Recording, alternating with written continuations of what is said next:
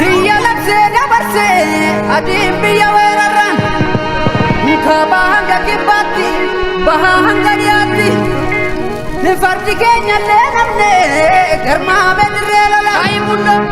lubutlane male masdinere etola namni gara rakole gari namarra kole kutumadu ingo to taga bagoro sinin kelle baro